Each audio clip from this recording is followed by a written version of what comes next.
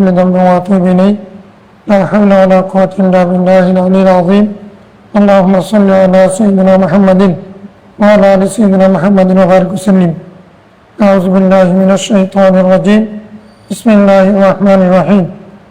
باب الولي في النكاح واستئذان المرأة. الفصل الاول عن ابي هريرة رضي الله عنه قال قال رسول الله صلى الله عليه وسلم لا تنكح الايم حتى تستأمر ولا تنكح البكر حتى تستأذن. قال يا رسول الله وكيف إذنها؟ قال إن تسكتا.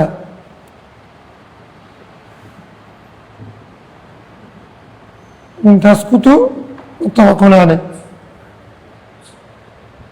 إن تسكتوا অথবা أن تسكتا দুইটা হতে পারে। إن تسكتوا অথবা أن تسكتا। আলহামদুলিল্লাহ ওয়াসসালাতু ওয়াসসালামু আলা রাসূলিল্লাহ সাল্লাল্লাহু আলাইহি ওয়াসাল্লাম। আসসালামু আলাইকুম ওয়া রাহমাতুল্লাহি ওয়া বারাকাতুহু। আলহামদুলিল্লাহ আজকে আমরা নিকাহ বা বিয়ে শাদী পর্বের একটা অধ্যায় পড়ব।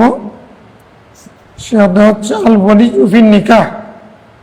বিয়ের ক্ষেত্রে অভিভাবক ও ইস্তিজানুল মারআ আর পাত্রী থেকে অনুমতি নেওয়া প্রসঙ্গ।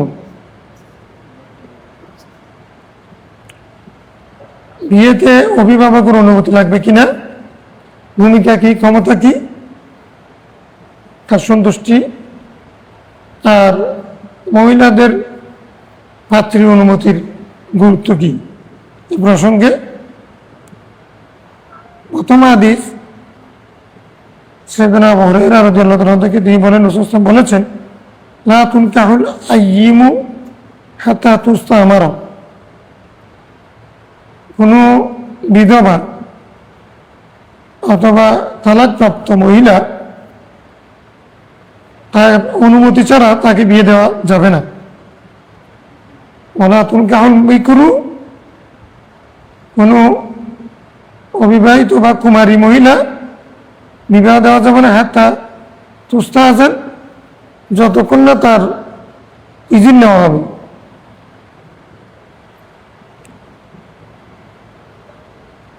قالوا يا رسول الله ইজিন মানে অনুমতি, একটু ব্যাখ্যা আছে। তারা বললেন ইয়া রাসূলুল্লাহ ওয়া কাইফা ইজনুহা, কুমারী মেয়ের ইজিন কিরকম হবে?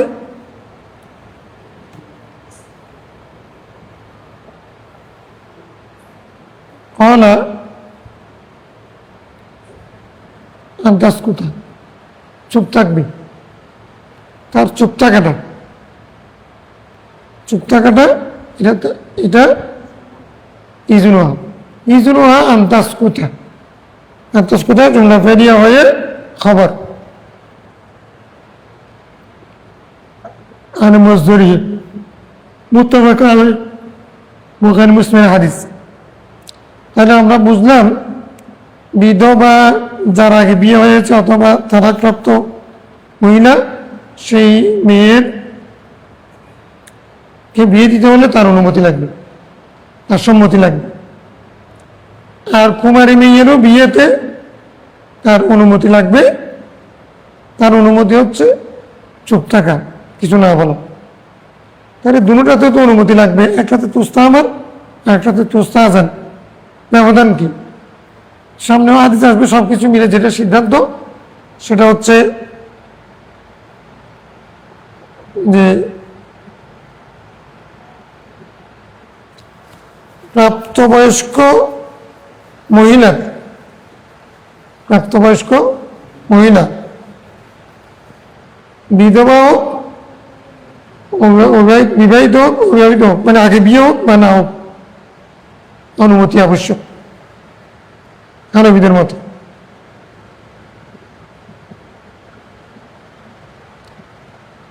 আর বাকরা মেয়ে হলে সেটা নাবালেগা হয়, বাকরা মেয়ে না, যদি নাবালেগা মেয়ে হয় তার জন্য ওলির অনুমতি ছাড়া তার বিয়ে শুদ্ধ হবে না। ওলির অনুমতি আবশ্যক। বালেগা মেয়ে বিয়ে দিতে গেলে তার সম্মতি আবশ্যক, নাবালাগা মেয়েকে বিয়ে দিতে গেলে ওলির সম্মতি আবশ্যক। উভয় ক্ষেত্রে যদি ব্যতিক্রম হয় বিয়ে ভেঙে দিতে পারবে।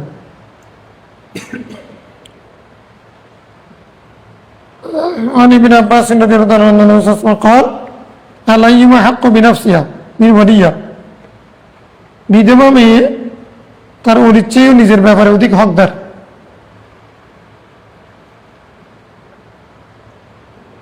আল্লাহ ইমানি যার স্বামী নেই, তালাক প্রাপ্ত অথবা বিধবা, ওলির চেয়ে সে নিজের ব্যাপারে নিজে হকদার। আল বিকরু তুস্তাযানু ফি নাফসিহা। আর বাকরা মেয়ে তার ব্যাপারেও অনুমতি নিতে হবে। তার অনুমতি হচ্ছে তার চুপ থাকা। এখন বাকরা মেয়ের অনুমতি নেওয়া, এটা বাকরা যদি বালেগা হয় অবশ্যই নিতে হবে, আর যদি না বালেগা হয় মুস্তাহাব। না বালেগা হলে নেওয়াটা মুস্তাহাব, আবশ্যক না। وفي رواية قال السيب حق بنفسها من وليها। سيب মানে আইন, সাইবা বাকরা।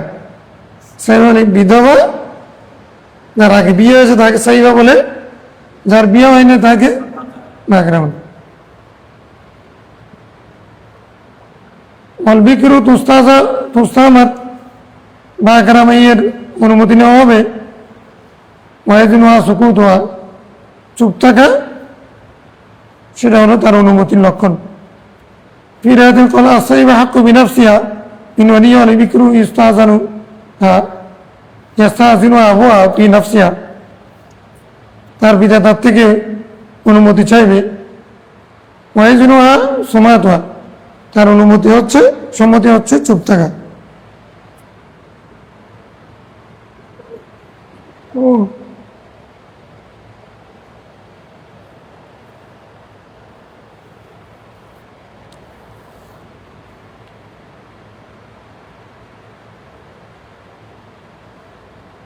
رواه مسلم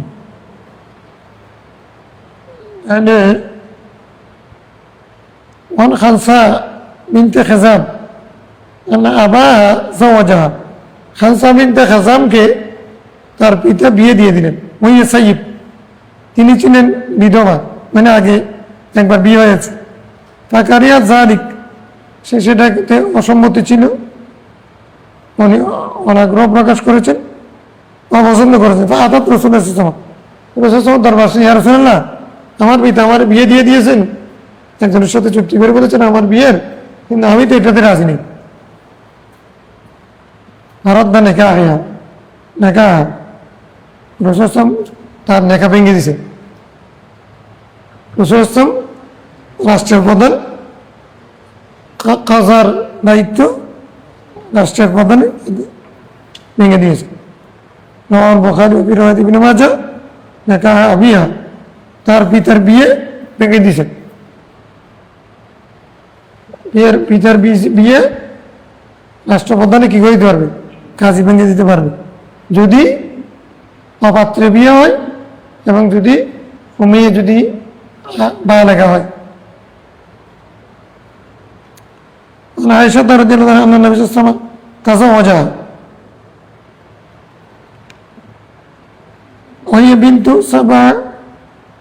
বিনতু সাবঈ সিনিন। আয়েশা সিদ্দিকার বয়স যখন 7 বছর, তখন রাসূল সাল্লাল্লাহু আলাইহি ওয়াসাল্লাম তাকে বিয়ে করেছেন। ওয়াসুফাত ইলাইহি, তার সাথে বাসর করেছেন।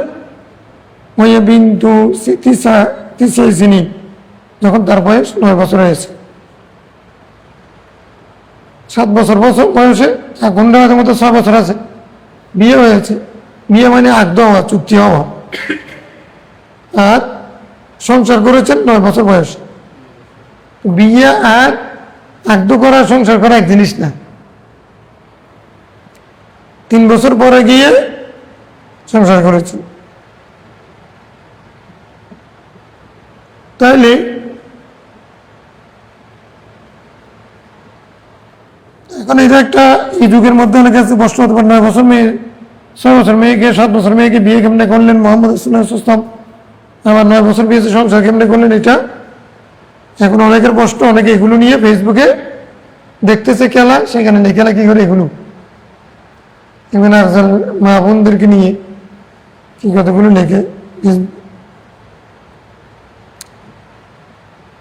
মূর্খরা এমনি ফেসবুক ওয়ালা ঠিকই বলছে 20 বছর পরে মানুষ মূর্খ হয়ে যাবে, এখন দেখতেছি 20 বছর লাগে নাই, তার আগেই মূর্খ হয়ে গেছে।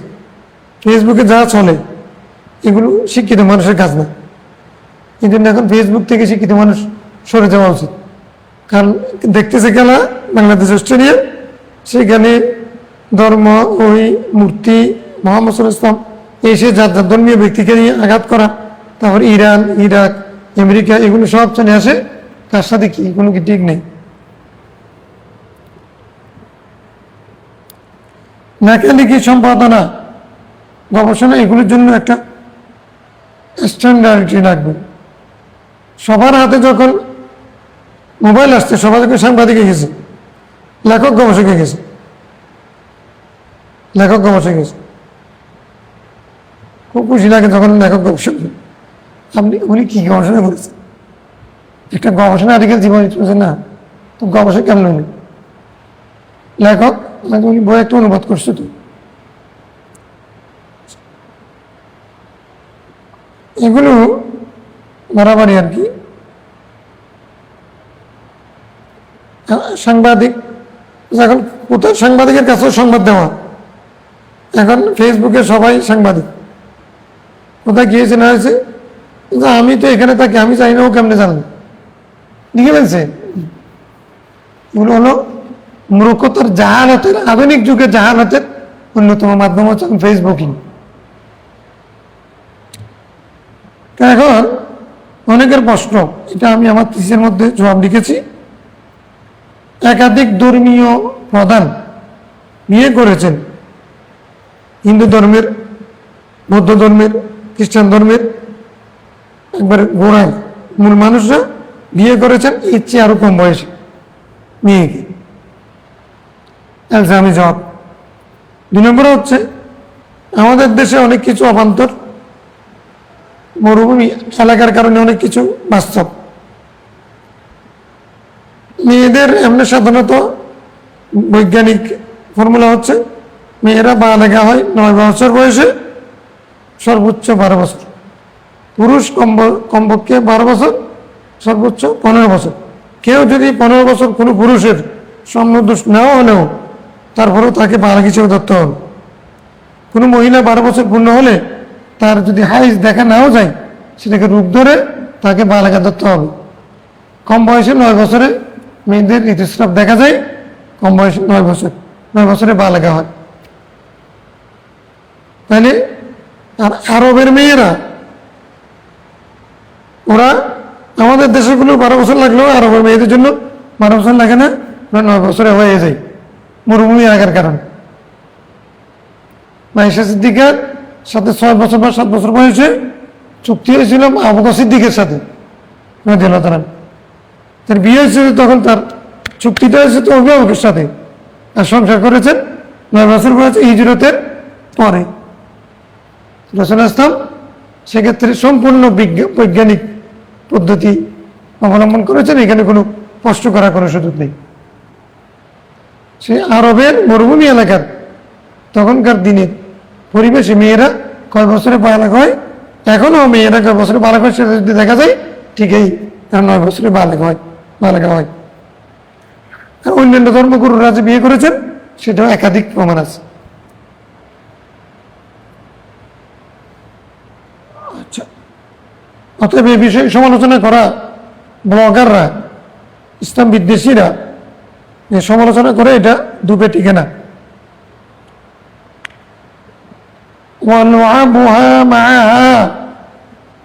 আয়েশা সিদ্দিকা ছোট ছিলেন সেটার প্রমাণ দিচ্ছেন, তার খেলনাগুলো তার সাথে ছিল। ওই ছোট মেয়েরা খেলাধুলা করে না, তো খেলাধুলা করা এটা একবার সব খেলা হারাম বলা, তো খেলনা যে পাশে ছিল কুল্লু লাহমিন হারাম, এটা হাদিস না। কুল্লু লাহমিন হারাম হাদিস না। তার মানে আর্জেন্টিনা ব্রাজিল করে মারামারি করে কোনো জুয়া খেলা, এটা আবার জায়েজ না।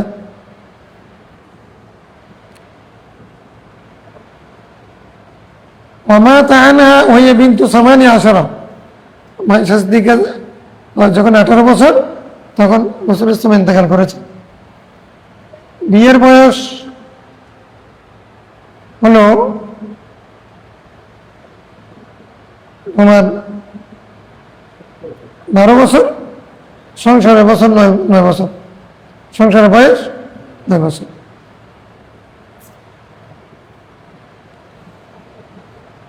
একমাত্র কুমারী মেয়ে যাকে রাসূল বিয়ে করেছেন মাইশা সিদ্দিকা। উম্মাহাতুল মুমিনদের মধ্যে মাইশা সিদ্দিকা কুমারী ছিলেন, কিন্তু সুন্দরী না। সুন্দরী মানে অপেক্ষাকৃত, তাদের মধ্যে যে সুন্দরী হিসেবে না, সুন্দরী। উম্মা হাবিবা রাদিয়াল্লাহু তাআলা বেশি সুন্দরী ছিলেন। আবু সুফিয়ান মেয়ে, আমির মুআবিয়া রাদিয়াল্লাহু বোন। আমির মুআবিয়া রাদিয়াল্লাহু রাসূল ইসলামের সম্পর্কে শালা, আমার ওইদিকে স্বাস্থ্য ভাই, হ্যাঁ। আর ইয়াজিদ ভাইফুত সম্পর্কে।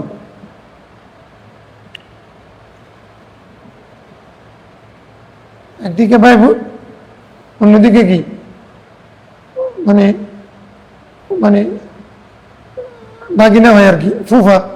রাসূল ইসলাম তার ফুফা হয় আর কি। উম্মা হাবিবা হযরত আবু সুফিয়ানের মেয়ে, আমির মুআবিয়া হযরত উম্মা হাবিবা ভাই, হ্যাঁ, ফুফুর জামাই হিসেবে। তাহলে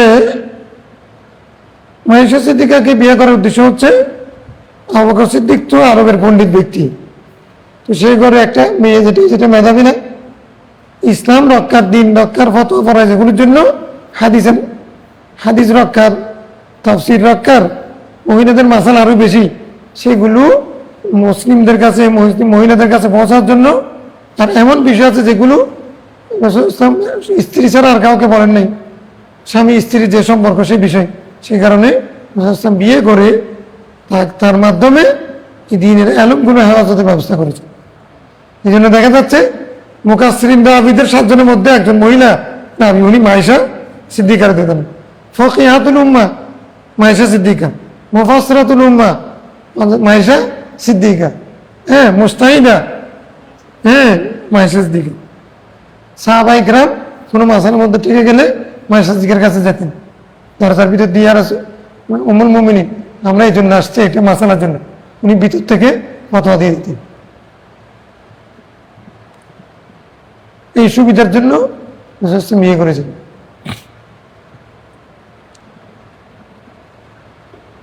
আবু মুসা নবী সাল্লাল্লাহু আলাইহি ওয়াসাল্লাম قال لا نكاح الا بولي। আবু মুসা আশআরী থেকে বর্ণিত হাদিসে রাসূল বলেছেন, ওলির অনুমতি ছাড়া কোনো বিয়ে হতে পারে না। এটা ব্যাখ্যা আছে আগের হাদিস, কি ওলির অনুমতি ছাড়া যদি না হয়, তাহলে বিধবার অনুমতি ছাড়া কোনটা শুদ্ধ হবে? ওলির অনুমতি ছাড়া মানে যদি না বালাগা হয়, বালাগা হলে অনুমতি ছাড়া, অনুমতি নেওয়া আফজল মুস্তাহাব, কিন্তু বালাগা হলে নিজে নিজে বিয়ে করতে। আয়েশা রাদিয়াল্লাহু আনহা রাসূলুল্লাহ قال আইয়ুমা ইমরাতিন নাকাহাত নাফসাহা, কোনো মেয়ে যদি নিজেকে নিজে বিয়ে দেয়, নিজে নিজে বিয়ে করে ফেলে, বেগাইরি ইজনি ওয়ালিয়া, ওলির অনুমতি ছাড়া, ফানিকাহুহা বাতিল, ফানিকাহুহা বাতিল, ফানিকাহুহা বাতিল, তার নেকা বাতিল বাতিল বাতিল। ফাইন দাখালা বিহা, যদি তারা সহবাস করে, মিলন করে, ফালাহাল মাহর, তার জন্য মাহার ওয়াজিব হয়ে যাবে। বিমা ইস্তাহাল্লা মিন ফারজিহা, মিলনের কারণে। আইন ইস্তাজারু, যদি এই মেয়ের যদি কোনো অভিভাবক না থাকে, অথবা ভাইদের মধ্যে, অভিভাবকদের মধ্যে দ্বন্দ্ব হয়, মানে ওলিয়া আকরাব নেই, ভাইরা আছে, ফুফিরা আছে, চাচারা আছে, তাদের মধ্যে দ্বন্দ্ব হয়, ফাসুলতান ওলিয়ুন মাল্লা ওলিয়ালা, যার কোনো অলি নেই তার অলিকে দেশের রাষ্ট্রপ্রধান, তার প্রতিনিধি হিসেবে ডিসি, ইয়ানু, এরা হবে আমাদের দেশে দেশে। এ হাদিস নাকার বাতিল নাই, হাদিস আমাদের মতে বাতিল, বাতিল মানে মনসুখ। কোনো মেয়ে যদি অলির অনুমতি ছাড়া বিয়ে করে তার নাকা বাতিল। এ হাদিস আমরা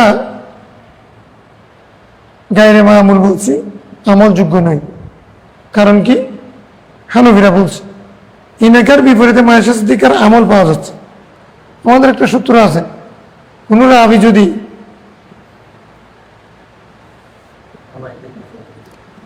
তার রাওয়ায়াতের বিপরীতে যদি আমল করে, ওই রাওয়ায়াতের আমলযোগ্য হবে না, তার সেটা আমলযোগ্য হবে না।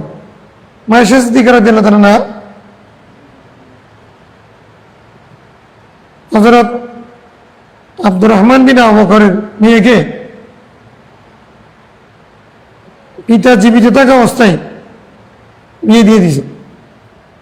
উনি হলেন আব্দুর রহমান বিন আবু বকর, বিয়ে দিয়ে দিয়েছেন ফুফি। উনি ভাবেও অনুমতি ছাড়া যদি বিয়ে না যায় চলে, উনি দিলেন। তো দিয়েছেন যেহেতু, তার মানে উনি তার রাওয়ায়াতের খেলাফ আমল করেছেন, এই রাওয়ায়াতের জন্য আমলযোগ্য নয়। এটা হাদিস।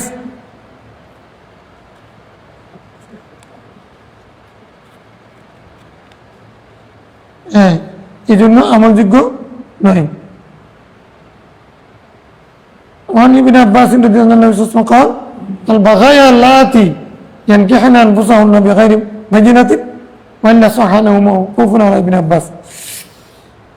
আল বাগায়া মানে বেবিচারিণী মহিলা হলো সে তারাই যারা নিজেদেরকে নিজেরা বিয়ে দেয় কোনো বাইজিনা ছাড়া, দলিল সাক্ষী ছাড়া। বাইনা মানে সাক্ষী, সাক্ষী শাহেদ ছাড়া যারা বিয়ে করে ফেলে নিজে নিজে, কেউ সাক্ষী নেই। তুমি স্বামী আমি স্ত্রী, তুমি স্ত্রী আমি স্বামী, ঠিক আছে চলো, ঠিক আছে চলো, এটা বিয়ে হবে না, এটা হবে কি বেবিচার, বেশ্যা বৃত্তি হবে। বাকি যত বাগায়া বেশ্যা। কারণ ইসলাম বেবিচারকে বন্ধ করার জন্য বিয়ের ব্যবস্থাপনা করেছে। এটা যুগ যুগ ধরে নবীগণের সুন্নত ছিল, ব্যবস্থাপনা ছিল।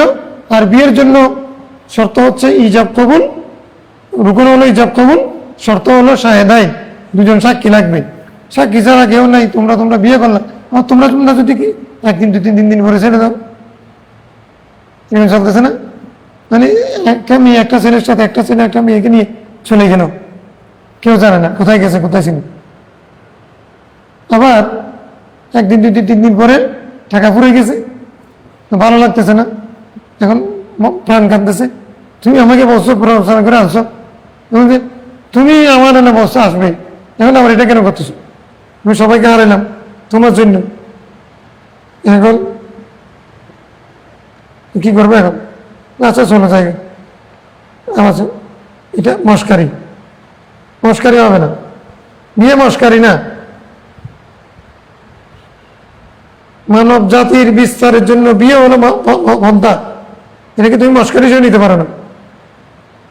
হ্যাঁ, এই জন্য বিয়ে হতে হবে, এখানে অভিভাবক থাকবে, কুফু থাকবে, বয়সের বিষয় আছে, তারপরে হচ্ছে তার অনুমতির বিষয় আছে, তারপর সাক্ষীর বিষয় আছে, মাহারের বিষয় আছে, একটা হাদিয়া দিতে হবে, পুরুষের পক্ষ থেকে হাদিয়া দিতে হবে। কুফু যোগ্যতার বিষয় আছে, কার সাথে কার মিলতে হবে। যে কেউ যে কাউকে চাইলে আমরা কি উদার বৈষম্য করব না, কেমন অতি বৈষম্যহীন হওয়া সেটাও ঠিক না। মানুষ তো যে কাউকে বিয়ে করতে পারবে। হ্যাঁ, একটা মেয়ে মাস্টার্স পাস, একটা নাম লিখতে পারে না, মানে একটা রাজার মেয়ে আর একটা ভিক্ষুকের ছেলে, এখন তাদের মধ্যে বিয়ে হলো, পরে ভেঙে যাওয়ার সম্ভাবনা বেশি। এই জন্য কুফু একটা বিষয় আছে, কুফু সমতা যোগ্যতা কাছাকাছি হতে হবে কমপক্ষে। তাহলে ভাইয়েরা লাগবে, বাইরে মানে সাহেব, দুজন সাক্ষী লাগবে বিয়ের জন্য। মেয়ের থেকে অনুমতি ইজিন নিতে যাবে, ওদের সামনে পাঠ করবে, বলবে তোমাকে এত টাকা মহারণের ভিত্তিতে অমুকের ছেলে অমুকের কাছে বিয়ের প্রস্তাব করলাম।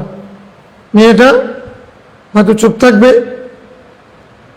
যদি না বালেগা হয়, আগে যদি বিয়ে না হয়,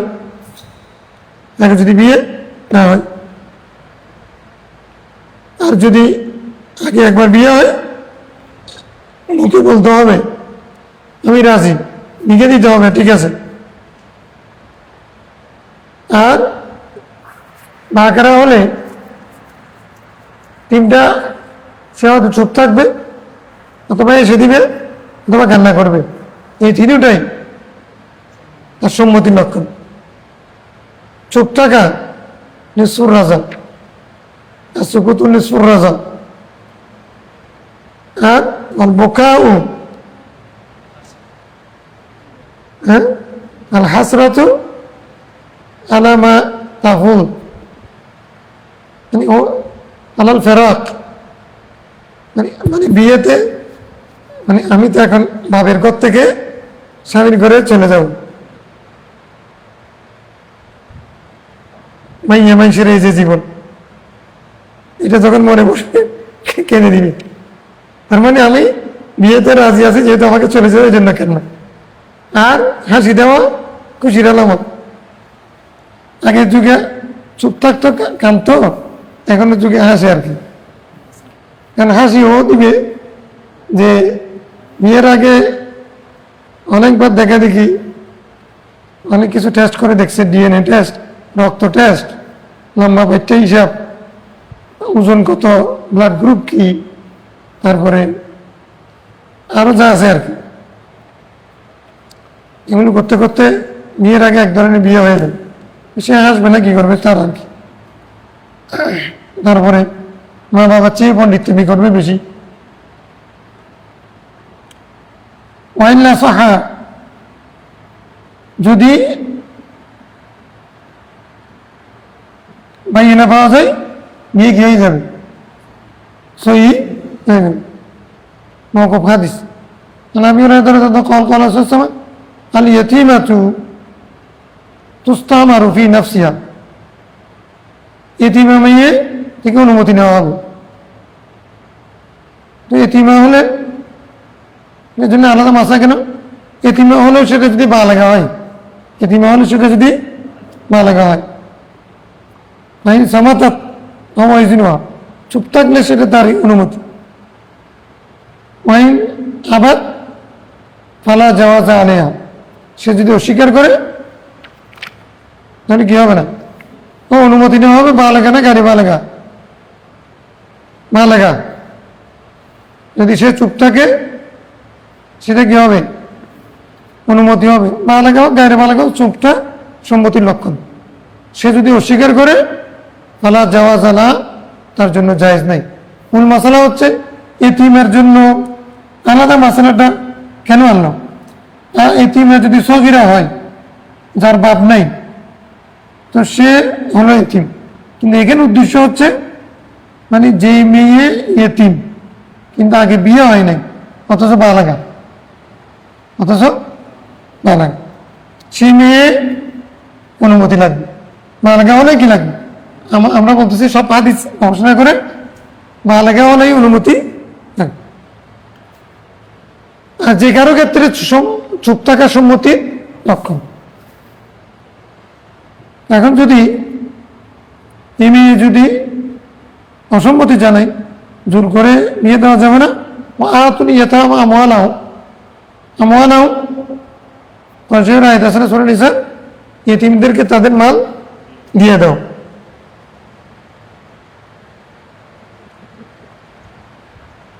তো ইতিমদেরকে তাদের মাল দিয়ে দাও, এখানে এটা দ্বারা বোঝা যাচ্ছে মানে তাদেরকে অধিকার দাও, তাদেরকে অধিকার দাও। তো এতিম মানে এখানে ছোট মেয়েকে মাল দিয়ে দিবে নাকি বালাগা হলে মেয়ে দিবে? ছোট মেয়ে সে টাকাগুলো নষ্ট করে ফেলবে না? কোনো এতিম মেয়ের 20 টাকাও থাকতে পারে না, তো তুমি দিয়ে দিলাম, সে রাতেই তো চুরি নিয়ে যাবে। তাহলে এতিম মেয়ে, কোন এতিম মেয়ে? বালেগা। কোন এতিম মেয়ে? বালেগা মেয়ে যদি হয় তাহলে তাকে তার অনুমতি আবশ্যক, তার অনুমতি। عن جابر عن النبي صلى الله عليه وسلم قال أيما عبد تزوج بغير إذن سيدي, মালিকের অনুমতি ছাড়া, মুনিবের অনুমতি ছাড়া কোনো দাসে যদি বিয়ে করে, ফাহুয়া আহির, সে বিবাহিত হবে না, সে বেবিচারী হবে। আর মানে সে আরেকজনের দাস, দাস প্রথা এখন নাই, যদি কোথাও থাকে মুনিবের অনুমতি ছাড়া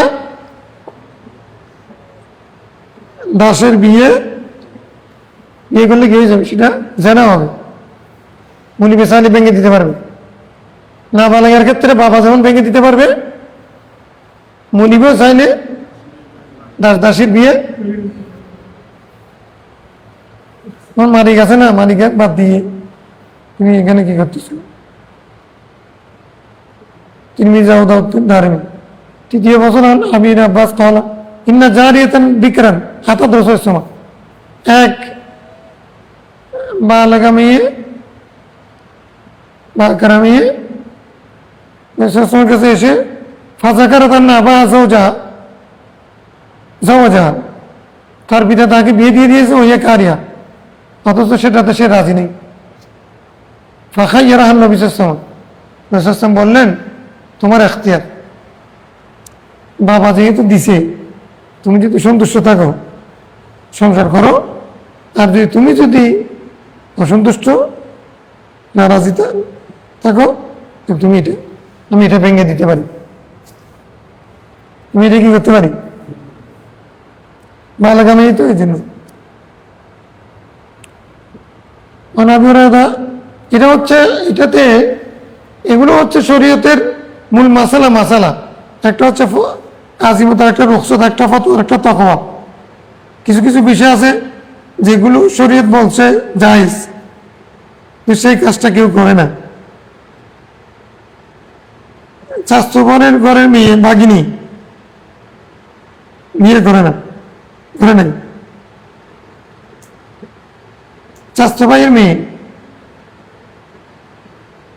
ভাতিজি বিয়ে করেন।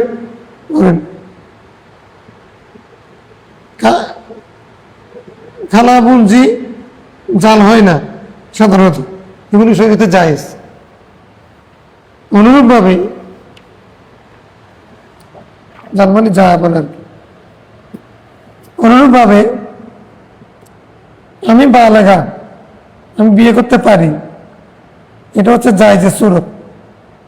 কিন্তু আমি যে বালেগা হইলাম, জন্ম নিলাম, পৃথিবীতে আসলাম, অবদানকার মা বাবার, তো মা বাবা ভাই বোন সবাইকে বাদ দিয়ে নিজে নিজে বিয়ে করা, এটা জায়েজ হতে পারে, বরকত হবে না। জায়েজ হতে পারে, বিয়ে হতে পারে, টিকার সম্ভাবনা কম। টিকার সম্ভাবনা 100%, 100-এর মধ্যে 50% বিয়ে ভেঙে যাচ্ছে যারা নিজেরা বিয়ে করছে। পছন্দের বিয়ে সাধারণত কি হয় না, টিকে না, টিকলেও শান্তি হয় না। আরে তুমি তো আমাদের বলাই আনছো, তুমি না আমাদের বিয়ের পরে এত কিছু করবো বলছি না, এই বলে এগুলো আমি বিয়ের আগে বলছি, এখন বলতেছি আমি তোমারে বিয়ের আগে যেগুলো বলে, তুমি জানলে পুরুষে বিয়ের আগে বলে যেগুলো, তুমি না বলছো আমার সব কিছু দিয়ে দিবা, যেটা আমি তোমার বিয়ের পরে বলছি, বিয়ের আগে না বলছি, লাগছে ঝগড়া। তো আমি কি তোমার চেয়ে কম? তুমি তো আমারে বলছি না সব কিছুর জন্য তুমি আমাকে জান দিয়ে ফেলবা, তাহলে তুমি আমার জন্য সব কিছু জান করে দিবা, বলছি না? তুমি না আমাকে বাগাইছ। এগুলো বলতে সবাই সমান তো, শিয়ান সে কেউ মানে এ যদি ওকে দমকাতে বলে কি সঙ্গে আমি তোমার নাকি আমি চৌধুরী মেয়ে, দুজনের সমান হতে গিয়ে দুজন সমান হয়ে গেলে সেখানে সমানে ধাক্কাধাক্কি হবে, মানে নেতৃত্ব নেই, মানে না কে কারণ এখানে শান্তিও নেই।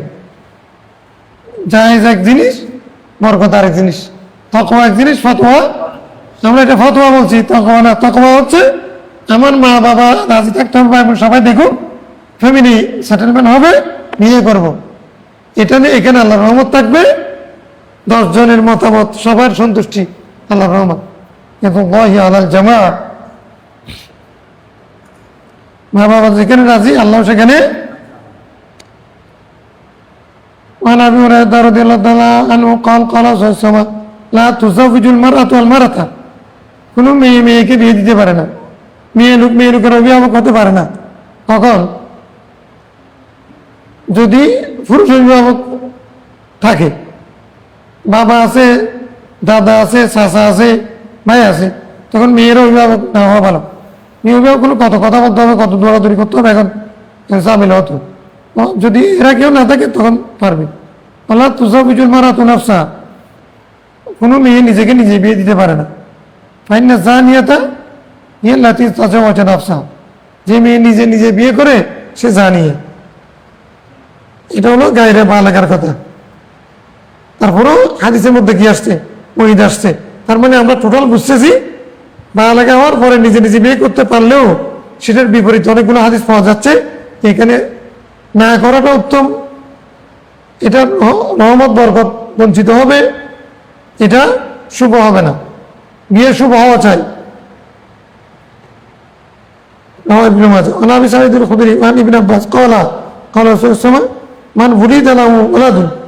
কারো একটা সন্তান হয়েছে, ইসমাহু, তার সুন্দর নাম রেখেছে, ডল্টু পল্টু জল্টু এরকম রাখে নেই, সুন্দর নাম, অর্থপূর্ণ নাম রাখতে হবে। দিবাহু, তাকে আদব শিখিয়েছে, লেখাপড়া শিখিয়েছে, সুশিক্ষিত করেছে। ফাইজা বালাগা, সে এভাবে যখন বালাগা হবে, তাহলে ইজাবিজু, তারপরে তাকে বিয়ে করে দিছে। ফাইন বালাগা আলাম ইজাবিজু, বালাগা হওয়ার পরে যদি বিয়ে না করাই, মানে সে তুই বালাগা বিয়ে করে দিবে, এটা তার উচিত, করতে হবে। ফাইন বালাগা আলাম ইজাবিজু, বালাগা হয়েছে, বিয়ে করেনি। ফাঁসা বা ইসমান, ওই বালাগা হওয়ার পরে ছেলে বা মেয়ে যদি গুনাহ করে, ফাইন নামা ইসমু আলা আবি, এই গুনার বার বাবার উপরে যাবে, মানে অভিভাবকের কাছে যাবে। কারণ অভিভাবক কার কাছে যাবে? ছেলে মেয়ে বালাগ হওয়ার পরে বিয়ের সাথে যদি না করায়, তাহলে এটা হচ্ছে গরিব ছেলের মেয়ের ব্যাপারে যাদের সামর্থ্য নেই, বাবা সামর্থ্যবান, মা বাবা অভিভাবক সামর্থ্যবান, ছেলে মেয়ে সামর্থ্যবান না, তাদের ব্যাপারে। ছেলে মেয়ে যদি সামর্থ্যবান হয়, নিজে নিজে কি করবে? বিয়ে করে ফেলবে, যদি গুণের সম্ভাবনা থাকে। বুঝলেন?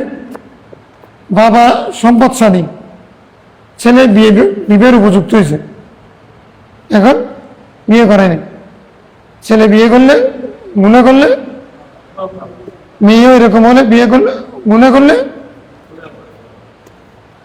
এখন তো বলতে সরকার আইন করে দিচ্ছে 18 বছর 21 বছর। গড্ডালিকে আইন করাটা ঠিক হয়নি,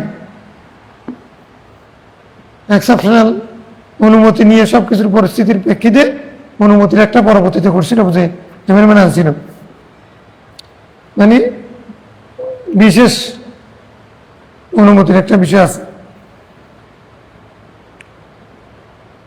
অনেকের 25 বছরে বিয়ে করা যায় যাবে না, অসুস্থ শরীর নেই, ঠিক নেই, বাদ নাই তার কাছে।